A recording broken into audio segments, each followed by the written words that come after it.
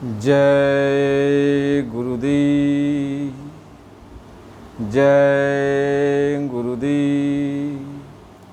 कोटि कोटि करु वंदनाय रब प्रणाम, चरण कमल बिसरु नहीं। जय गुरुदेव नाम, जय गुरुदेव। आप सभी भाई बंधुओं, आज आपको मैं ऐसी बात बताऊंगा जो शायद कोई आपको नहीं बताया होगा। आप इस बात को बड़े ध्यान से सुनिएगा, यह आपके जीवन के लिए बहुत ही कारगर साबित होगा। आप सत्संग को पूरा सुनिए और जो भी बात आज बताने वाला हूँ उसको आप सपने में भी नहीं सोचे होंगे। जय गुरुदेव। परम पूज्य स्वामी जी महाराज, आप सभी भाई बंधुओं, मालिक के चरणों में कोट कोट प्रणाम। देखो, सभी लोग ये कहते हैं कि सतयुग कब आएगा और सतयुग के आने के पहले बहुत बड़ा विनाश होगा। 20-20 कोस पर, 12-12 कोस पर चिराग जलेंगे। ऐसा सारे महात्माओं ने भी कहा, भविष्य वक्ताओं ने भी कहा, सभी लोगों ने कहा और सब लोग अपना अपना विचार आगे कहते भी हैं। लेकिन हमें आपको जानकारी होनी चाहिए कि सतयुग कब आएगा। बाबा जय गुरुदेव जी महाराज ने सतयुग आने का संकेत नैमिषारण्य में ही दे दिया था कि बच्चा, नैमिषारण्य से सतयुग का ये अंकुर फूटेगा। यानी जब नैमिषारण्य में गुरु महाराज जी ने कार्यक्रम किया था, वहीं से सतयुग का अंकुरण शुरू हुआ था। और अब उसके बाद सतयुग का जो प्रभाव है वो दिखाई पड़ रहा है। यानी सतयुग थोड़ा आगे बढ़ गया। तो इतना तो लोगों को जानना चाहिए, जो बहुत बहुत बड़े बड़े भविष्य वक्ता हैं, जो अपने को बहुत कुछ समझते हैं, इतना नहीं उनको पता है। जब ये कहते हैं कि सतयुग की और कलयुग की टक्कर हो जाएगी तो महाभारत हो जाएगा, बहुत विनाश होगा, इतना तो लोग कहते हैं। लेकिन उनको ये नहीं पता कि दोनों की टक्कर कैसे हो जाएगी। जब सतयुग आएगा तभी तो टक्कर होगी। और तुम कहोगे अभी सतयुग आएगा नहीं, जब विनाश हो जाएगा तब सतयुग आएगा। इतना तुम्हें ज्ञान नहीं है, इतना बुद्धि तुम्हारी काम नहीं करती है। और जब यहाँ कहा गया है कि कलयुग और सतयुग की टक्कर होगी, तो आखिर सतयुग आएगा, आया होगा तभी तो टक्कर होगी। और सतयुग आएगा नहीं तो टक्कर किससे कलयुग का होगा। सतयुग आ गया है, सतयुग लग गया है, सतयुगी आदमी हैं, सतयुगी इंसान हैं। सतयुग सब जोगी विज्ञानी, और करि हरि ध्यान तरय भव प्राणी। इतना नहीं मालूम कि सतयुग में जीव सत्य को पकड़ लेता था और सत्य को पकड़ के अपने घर आता और जाता था। तो इतने सारे महात्मा हैं, इतने सारे लोग हैं, वो सभी लोग तो सत्य को पकड़ा रहे हैं ना। सभी लोग कहते हैं कि हम सत्य को तुम्हें पकड़ा रहे हैं, तुम सत्य से जुड़ जाओ, तुम सत्संगी बन जाओ। ये जितने कई करोड़ लोग हैं, ये क्या कुसंग से जुड़े हुए हैं? ये सत्य से नहीं जुड़े हुए हैं। कितने करोड़ सत्संगी हैं, ये सत्य से नहीं जुड़े। कब जुड़े हैं? सत्य से नहीं जुड़े तो किससे जुड़े हुए हैं? सत्य का मतलब होता है वो परमात्मा। परमात्मा से जुड़े तो परमात्मा से जो जुड़ा है, सत्य से जुड़ा है, तो सतयुग उसके लिए नहीं है तो और क्या है। सतयुग आएगा तो धरती ऊपर चली जाएगी, आसमान नीचे चले जाएगा, सूरज पाताल में से निकलेगा। आखिर यही तो सूरज रहेगा, यही तो चंद्रमा रहेंगे, यही तो धरती रहेगी, यही तो पानी रहेगा, यही तो आसमान, तो यही तो रहेगा ना। सतयुग में जो कलयुग में है वही सतयुग में रहता, वही त्रेता में रहता, वही द्वापर में रहता। परिवर्तन किसका होता है? परिवर्तन मनुष्य का होता है। परिवर्तन मनुष्य का होता है। मनुष्य के विचार भाव बदल जाते हैं, मनुष्य की रहनी गहनी बदल जाती है, मनुष्य की करनी बदल जाती है, मनुष्य की बोल चाल भाषा बदल जाता है। और जब बोल चाल भाषा बदल जाता है और मनुष्य की कहनी धहनी सही हो जाती है तो कहते हैं ये सतयुगी है। सतयुग उसी को कहते हैं। आप ये बताओ, आप सारे इतने लोग हो, क्या आप सतयुगी नहीं हो? अरे भाई और बात तो छोड़ दो, क्या तुम्हारे गुरु महाराज जी सत्य से नहीं जोड़े? आखिर ध्यान भजन में बाबा जी क्या कहते हैं? तुम आवाज़ को सुनो, सत्य को सुनो और अंदर में आँख को खोलो तो सत्य का दर्शन करो। तो जो सत्य का दर्शन कर रहा है, जो सत्य की आवाज़ को सुन रहा है, वह सतयुगी नहीं है तो और क्या है? अरे टक्कर इससे होगा कि ये जो कलयुगी हैं, जो मांस खाते हैं, मछली खाते हैं, अंडा शराब खाते पीते हैं, अब इनको आप प्रचार कर रहे हो कि ये सब छोड़ दो, ये सब छोड़ दो, ये सब छोड़ दो। अब ये नहीं छोड़ेंगे तो जब आप प्रचार करते जाओगे नहीं छोड़ रहे हैं, और आप भजन भाव करते जाओगे, आपके अंदर वो ताकत उत्पन्न हो जा रही है, आपके अंदर वो ताकत उत्पन्न हो जा रही है सतयुगी का। आपके अंदर शक्तियाँ पैदा होती चली जा रही हैं और उनके अंदर शक्तियों का ह्रास हो जा रहा है। तो महात्मा ये समझाते हैं आप सतयुगी हो और वो कलयुगी हैं। अब दोनों की टक्कर, यानी इंसान तो दोनों है न, कहीं दोनों की आपस में टक्कर न हो जाए, इसी को महात्मा कहते हैं कि सब धर्म लड़ेंगे आपस में, अंजाम तुम्हारा क्या होगा। यही है धर्म, कि अपने अपने धर्म को पकड़ के लोग लड़ जाएंगे। इंसान ही तो लड़ेगा। महात्मा ये समझा रहे। आप कहा तो सतयुग आएगा, और सतयुग आएगा तो बहुत बड़ा विनाश हो जाएगा, बहुत बड़ा जो है तबाही मच जाएगी, लाशों पर लाशों का नज़ारा होगा। आप तो ये कहते हो, लेकिन यह तो बात जो आप कह रहे हो वो अपनी जगह पर सही है, लेकिन सतयुग जो आने की बात है, सतयुग आ चुका है और सतयुग आ करके वो अपना सामान, अपनी ताकत वो इकट्ठा कर रहा है। सतयुगी जितने भी हैं, जो भी सत्संगी हैं, जो भी सत्य से जुड़ रहे हैं, जिनको महापुरुष सत्संग से जोड़ रहे हैं, सत्य से जोड़ रहे हैं, वही सब सतयुगी हैं। वह दुनिया से अलग हैं, दुनियादारों से अलग हैं। वो भजन करते हैं, मालिक को याद करते हैं। यही तो है, यही तो है। आप किस सतयुग का इंतज़ार कर रहे हो? धरती यही रहेगी, आसमान यही रहेगा, पानी पाथर सब कुछ यही रहेगा, खेती बाड़ी यही रहेंगी, सब कुछ यही रहेगा, दूसरा नहीं कुछ होगा। इंसान बदल जाता है। कि समय समय पर दुनिया में इंसान बदलते जाते हैं। अब जब जैसा युग आता है, भगवान बदलते जाते हैं, तो समय समय पर इंसान बदल जाते हैं, उनका प्रभाव हो जाता है। कलयुग का प्रभाव हो गया, सतयुग का प्रभाव हो गया। तो सतयुग का यदि प्रभाव न होता तो सत्य को तुम मानते, संत सद्गुरु को मानते, संत सद्गुरु के बताए रास्ते पर चलते, तो सतयुग लगा है। तो जो सतयुग की शरण में जा रहे हैं वो सत्य को पकड़ रहे हैं, और जो उनकी शरण में नहीं जा रहे हैं वो कलयुग को पकड़े हुए हैं। उनके अंदर कलह है, दम्भ है, पाखंड है, मार काट है, उल्टा पल्टा विचार भाव गंदे हैं, वो तो कलयुगी हैं।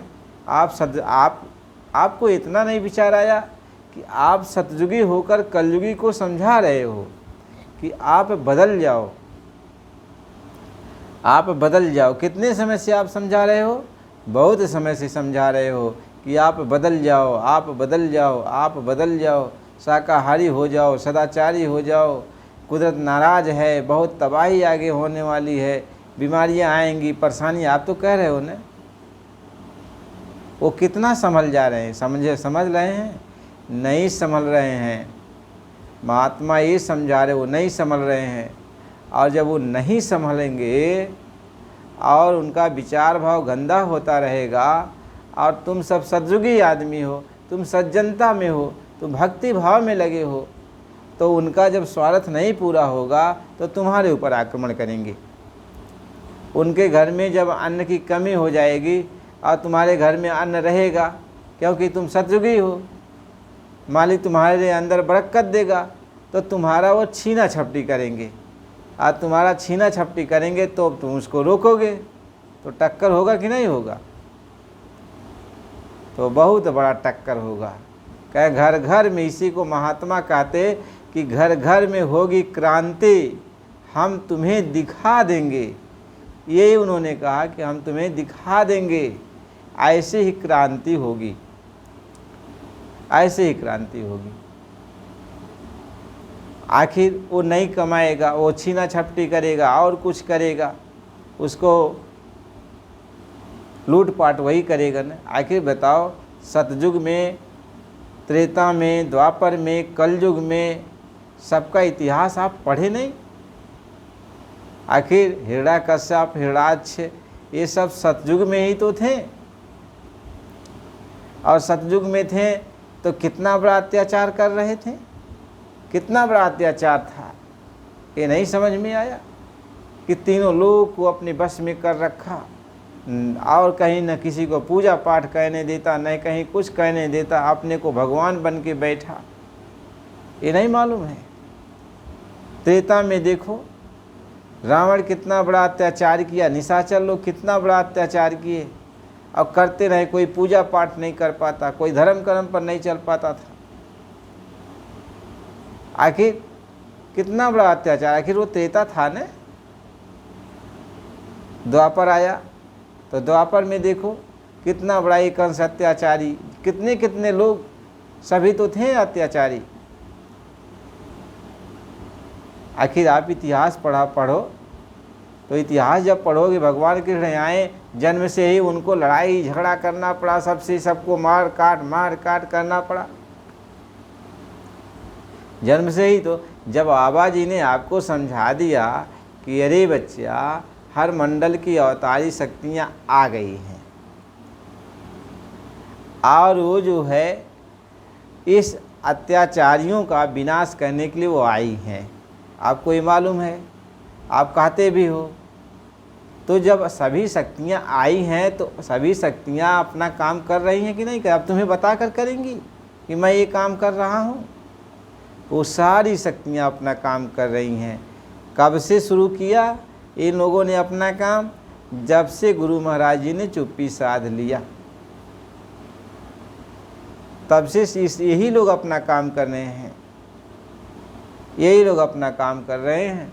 और धीरे धीरे अपनी भूमिका, अरे भगवान कृष्ण को समझाने में 100 बरस लग गया था, तब महाभारत उन्होंने किया।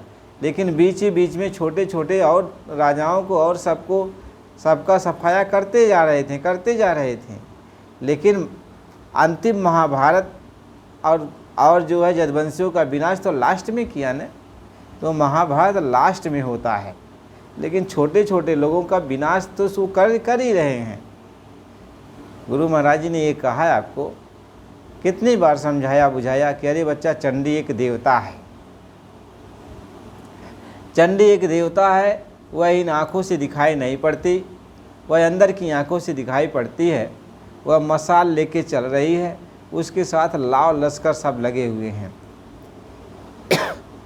लाव लश्कर सब लगे हुए हैं। विदेशों में घूम रही है और विदेशों का सारा धन खर्चा ख़त्म करा देगी और विदेश में आपस में सब लोग लड़ने लगेंगे। तो जब विदेश में लोग लड़ने लगें तो फिर गुरु महाराज जी ने कहा वो चंडी अपने देश में भी आ गई। अब अपने देश में आ गई, अब सबके धन को जो है खाने लगेगी, सबके धन को गायब कर देगी। अब सबके प्रति, सभी लोगों के प्रति, एक दूसरे के प्रति अविश्वास पैदा हो जाएगा। एक दूसरे के ऊपर लोग लांछना लगाएंगे, एक दूसरे को। अब नहीं देख रहे हो ये घोटाला हवाला ये हो रहा, कि लांछना यही तो लग रहा है। चंडी सारा धन सबका खा जा रही है। अब एक दूसरे के ऊपर अविश्वास होता चला जा रहा है। आखिर ये क्या है? समझ में कुछ आया? महात्माओं के वचन कुछ समझ में आ रहा है? महात्मा इसी बात को समझाते हैं। अब चंडी एक देवता, उसको कोई जान नहीं पा रहा है। इसके बाद गुरु महाराज जी ने कह दिया, अरे बच्चा घर घर में आ गई अब चंडी। अब घर घर में सब में झगड़ा करा देगी, सबके धन दौलत को गायब कर देगी। सबके यहाँ सब कहेंगे भैया कमाता हूँ अटता नहीं है, कमाता हूँ अटता नहीं है। जब कमाएगा आटेगा नहीं तो किसी की मदद क्या करेगा? तो अभाव पैदा हो जाएगा, पति पत्नी का प्यार खत्म हो जाएगा, उसके मुताबिक वो हिसाब किताब उसका लग नहीं पाएगा, बच्चों की पढ़ाई लिखाई में कमी होने लगेगी। तो जब एक दूसरे के प्रति आदमी अपना काम नहीं कर पाएगा तो एक दूसरे से मनमुटाव चालू हो जाएगा। एक दूसरे से मनमुटाव और यही हो रहा है। इतना आप नहीं देख पा रहे हो कि इतना बड़ा वैमनस्यता छा गया है, एक दूसरे को कोई देखना नहीं चाहता। ये क्या है? ये कलयुग का प्रभाव है, जो देखना नहीं चाहता एक दूसरे का। ये चंडी का प्रभाव है। ये चंडी सारे धन को गायब कर दी और एक दूसरे के प्रति अविश्वास पैदा कर दी। अब सब में लड़ाई झगड़ा चालू है, सब में लड़ाई झगड़ा चालू है। अब इसी में जो सतयुगी हैं, यानी जो सत्संगी हैं, जो महात्मा से जुड़े हैं और साधन भजन करते हैं, वो इस पर विचार करते हैं कि भाई ये क्या हो रहा है। वो साधन भजन में लग रहे हैं। तो महात्मा तो यही कहते हैं कि इस जाल से वही बचेगा जो गुरु का ध्यान करेगा, जो गुरु का ख्याल करेगा। क्या काल जाल से वही बचे जो गुरु का ध्यान करे, जो गुरु की भक्ति करे, जो गुरु का भजन करे, जो गुरु के नाम का सिमरन करे, गुरु का सत्संग सुने, तो वह इस जाल से बच निकलेगा। नहीं ये काम करोगे, सुमिरन ध्यान भजन सेवा सत्संग नहीं करोगे तो उसी में तुम भिड़ जाओगे। कहा सुनी मैं तय में भिड़ जाओगे, लड़ाई झगड़ा शुरू हो जाएगी। महात्मा ये समझाते हैं, संत मत ये समझाते हैं। और सतयुग जहाँ तक लगने की बात है तो सतयुग तो कभी लग गया है, सतयुग आ गया है, कभी आ गया है। गुरु महाराज जी ने इशारा कर दिया कि नैमिषारण्य से ही सतयुग आ गया, उसका अंकुर जो है फूटने लगा। अब जो है समय लगता है ना पूरा प्रभाव करने में। अभी कितना समय हुआ, अभी तो वह जो है उसकी जवानी तक नहीं आई अभी सतयुग की। अभी तो धीरे धीरे अपने पैर पर खड़ा हो रहा है। और कलयुग को समझाया जा रहा है कि कलयुगी आदमी जितने भी हैं सब जो है अब धीरे धीरे सही मार्ग पर आ जाए। मांस शराब अंडा ये मछली ये सब खाना पीना बंद कर दें थोड़ा, तो ये जब बंद कर देंगे तो सतयुगी हो जाएंगे वो भी। तो इसीलिए तो समझाया जा रहा है। और आप कहते हो कि ये हो जाएगा वो हो जाएगा, और बाबा जी ने साफ शब्दों में कह दिया है कि बच्चा कोई भी भविष्यवाणी करेगा तो अब किसी की भविष्यवाणी पूरी होने वाली नहीं है। और तुम भविष्यवाणी कर दोगे तो बाद में तुम्हारे ही ऊपर लोग हंसेंगे, इसलिए कोई भविष्यवाणी मत करना। और मैं भविष्यवाणी करता रहा तो मेरी लोग नकल कहने लगे, नकल कहने लगे। और तो जब मैं चुप हो गया तो तब लोग करें भविष्यवाणी, देखते हैं उनका भविष्यवाणी कितना सही होता है। महात्मा इस बात को समझाते हैं। इसलिए प्रेमी भाई बहनों निश्चिंत रहो और गुरु का भजन करो, भक्ति करो, क्योंकि जो होना है वो तो होके ही रहेगा। ये कहो कि सतयुग तुम्हारे लिए लगा हुआ है, उनके लिए कलयुग लगा हुआ है, तुम्हारे लिए सतयुग लगा हुआ है। बस तुम अपने सतयुग में रहो, वो अपने कलयुग में रह रहे हैं। अब इनसे मैं तय का टकरार करोगे तो झगड़ा शुरू हो जाएगा, लड़ाई झगड़ा शुरू हो जाएगा। इसलिए सबको विश्वास करो। अरे भाई कह सतयुग सब जोगी विज्ञानी, सतयुग में जोगी विज्ञानी ही तो रहते थे, जोगी विज्ञानी सतयुग में ही तो रहते थे। अब आप इस सतयुग में दोनों हैं न, आप सतयुग में हो तो जोगी हो। और इसमें देखो विज्ञान कितना आगे बढ़ गया है, वो विज्ञानी है, आप जोगी विज्ञानी दोनों हो। आप योग भी करते हो, साधना भी करते हो और सब रिसर्च भी करते हो। तो महात्मा ये समझाते हैं। इसलिए जब महापुरुष ये लिख दिए थे कि संवत 2000 के ऊपर 56 बरस चढ़े और माघ मास संवत्सर व्यापी सावन ग्रहण पड़े और शुक्ल एकादश स्वाति छायो अर्ध को चंद चढ़े और बूढ़ विमान जावे अंबर में गृह युद्ध करे और मारुत विष फेंके सब जग में प्रजा बहुत मरे और सूरदास होनी सो होगी काहे को सोच करे। कहें द्वादश कोश सिखा हो जाकी और कंठ को तेज मरे और सूरदास होनी सो होगी काहे को सोच करे और ये मन धीरज क्यों ना धरे। कहते हैं कि ये होगा तो संवत 2056 तो कभी बीत गया और ये सारी चीज़ें उन्होंने जो बताई थी वो सब हो गया। तो क्या ये सब चीज़ नहीं हो रहा है? तुम सोचते हो एक ही बार सब झगड़ा हो जाएगा और एक ही बार सबका विनाश हो जाएगा? अरे ये सब शुरुआत है, चल रहा है धीरे धीरे। अभी देखो कितना अकाल मौत हो रही है, जगह जगह रोज़ एक्सीडेंट हो रहा है, रोज़ कोई डूब के मर रहा है, कोई कट के मर रहा है, कोई कुछ से मर रहा है। इतना बड़ा अकाल मौत हो रही है, क्या चाहिए? क्या चाहिए? कोई भूखमरी बीमारी आ जा रही है, आखिर इससे मृत्यु होती चली जा रही है, और क्या चाह रहे हो? बाबा जी कहते हैं कि सब इंसान ही तो है बच्चा। अरे अब सबका सही छूट जाएगा तो बेचारे फिर इनका मिलेगा नहीं। इसलिए महात्मा कृपा कर दे रहे हैं कि इनको समझाया जा रहा है, बुझाया जा रहा है कि अभी शाकाहारी सदाचारी हो जाओ ताकि बचाव हो जाए, बचाव हो जाए। अभी ऐसा तुम तो जो ऐसे कहते हो कि अभी सतयुग का जन्म नहीं हुआ है, ऐसी बात करते हो। अरे सतयुग कभी का जन्म ले लिया है। सतयुग यहाँ पे है जहाँ महापुरुष कहें। जब ये कह देते हो कि महात्मा जहाँ जहाँ चलते हैं वहीं जो है तीर्थ धाम विराजमान, वही तीर्थ बन जाता है। अभी नहीं समझ में आया। जब महात्मा जहाँ आ गए तो वहाँ सतयुग नहीं रहेगा तो क्या रहेगा?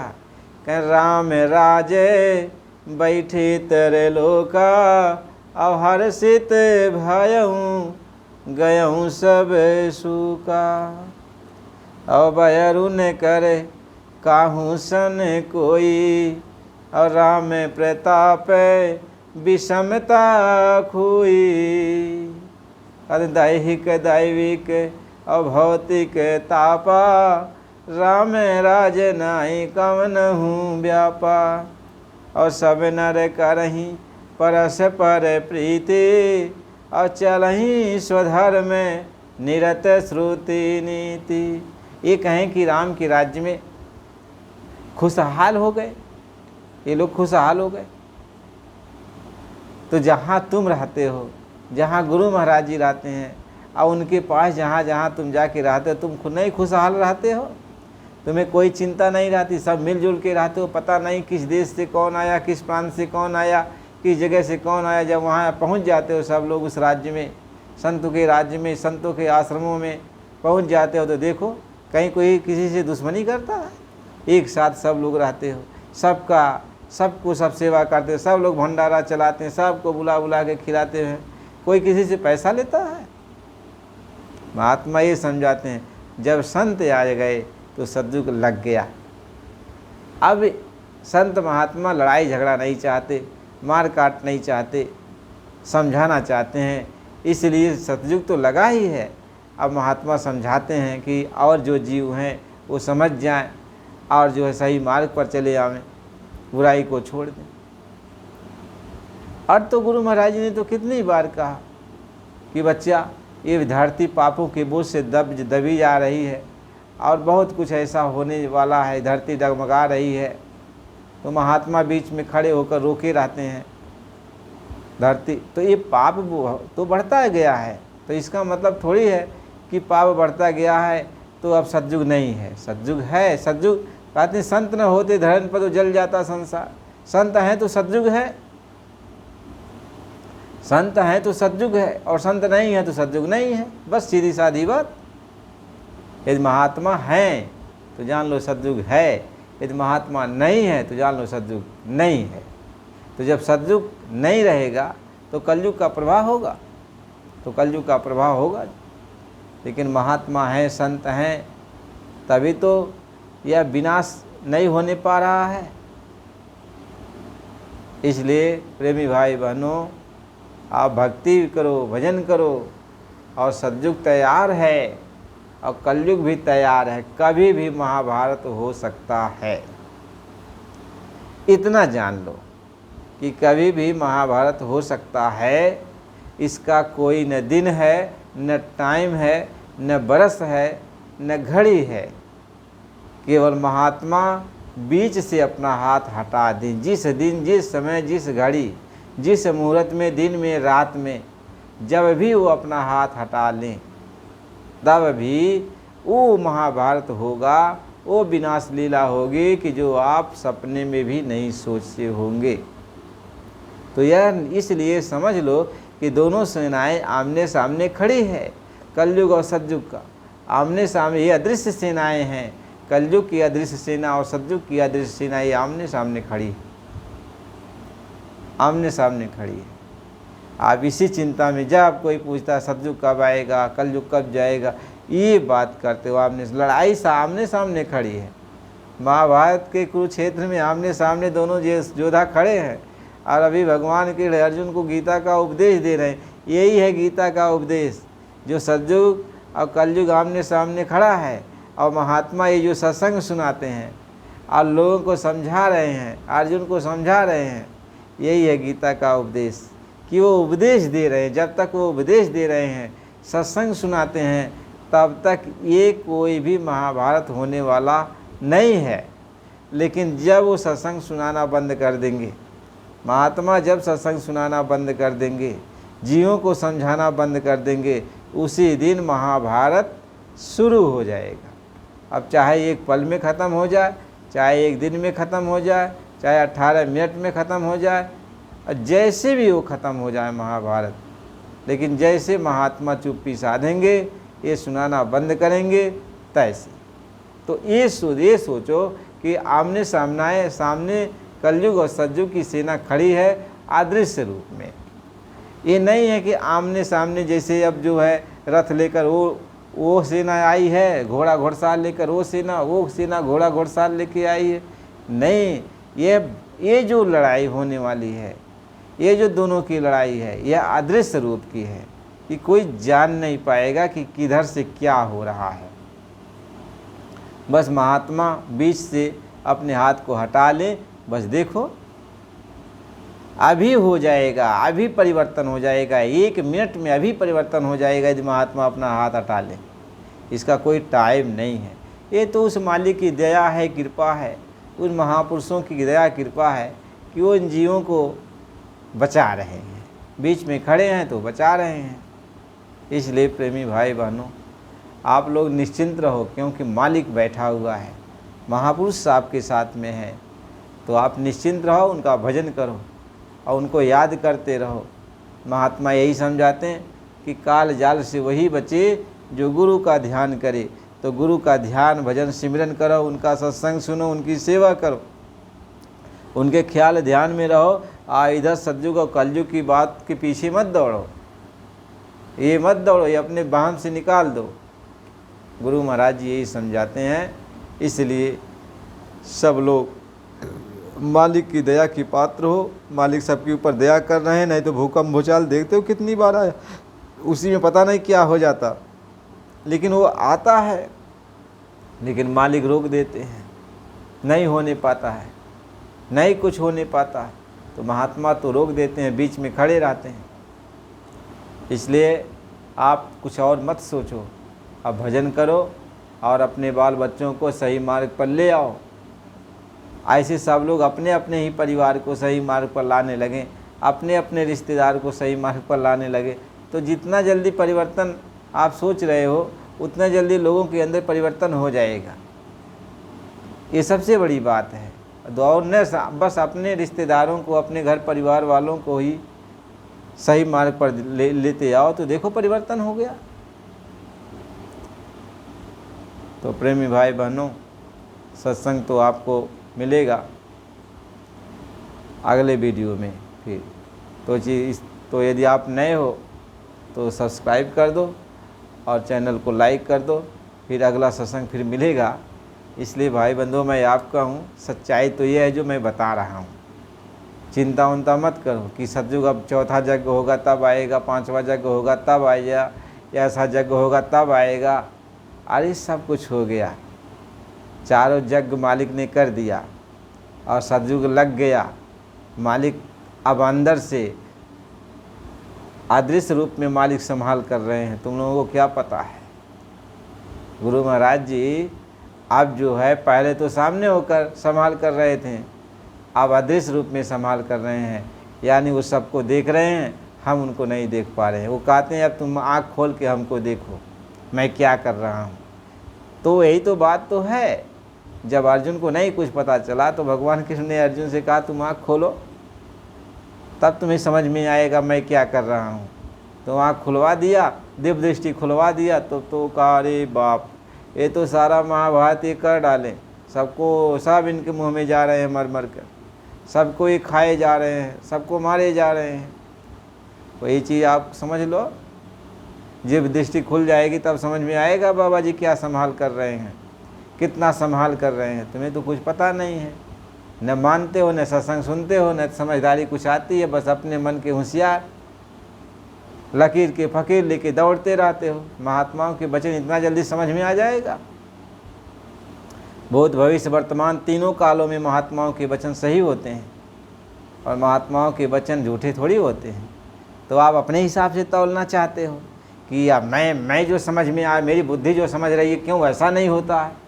अरे जब ये बताया जाता है कि महात्माओं के वचन यह बुद्धि नहीं जान सकती, ये मन नहीं जान सकता, ये चित्त अहंकार नहीं जान सकता, ये इंद्रियां नहीं जान सकती, ये आँख कान नहीं जान सकता। महात्मा जो कहते हैं वो सतलोक से कहते हैं, और सतलोक की भाषा सतलोक में पहुंचने वाला ही कोई जानेगा, उधर चलने वाला ही जानेगा। और आप यहीं हो और यहीं से जानना चाहते हो अपनी बुद्धि के अनुसार कि क्या कह दिए महात्मा के। महात्मा के हर वचन बहुत गूढ़ होते हैं, देखने में तो लगता है सीधा सरल भाषा है, लेकिन ऐसी बात नहीं है। वो कुछ और होता है, वो कहते कुछ और हैं और सुनाई पड़ता है हमें आपको कुछ और। जैसे वो ईश्वर भगवान जो है कह रहे हैं कुछ और हमको सुनाई पड़ता है जैसे बाजा बज रहा है। ईश्वर घंटा बजा रहे हैं, वहाँ कुछ कह रहे हैं, हमारे कान तक आ रहा है कि घंटा बजा रहे हैं, घंटा घड़ियाल बज रहा है। हम तो अब यही कहेंगे ना भैया घंटा बज रहा है, घंटा बज रहा है। और जब वहाँ जाएंगे तो ये पता चलेगा घंटा वंटा कहीं कुछ नहीं है, कहीं नहीं घंटा घंटा बज रहा है। वो तो कुछ कह रहे हैं, वो तो बोल रहे हैं, बुला रहे हैं। ईश्वर वाणी है, वो बोल रहे हैं, वही तो वेदवाणी है। महात्मा ये समझाते हैं, इसलिए महात्माओं की भाषा महात्मा ही जानते हैं। और आप लकीर के फ़कीर बन के चल पड़ते हो, इसलिए गुरु की वचन मानो। गुरु ने कहा कि मैं जो कहता हूँ तुम्हारे लिए वह काम करो। कह दिया शाकाहारी का प्रचार करते रहो तो ये प्रचार करते रहो। कह दिया कि जो ऐसा जो है तुम जो है ये सेवा करते रहो तो सेवा करते रहो। कह दिया साधन भजन सिमरन करते रहो तो ये करते रहो बस। और मालिक से प्रेम प्यार करते रहो, इतना काम आपको करना है। और आपको दुनिया का बोझ लेके अपने माथे पर क्यों घूमना है? क्यों घूमना? दुनिया का बोझ ढो पाओगे? अपना बोझ ढो ही नहीं पा रहे हो, दुनिया का बोझ ढो पाओगे? गुरु महाराज जी इस बात को समझाते हैं। जय गुरुदेव।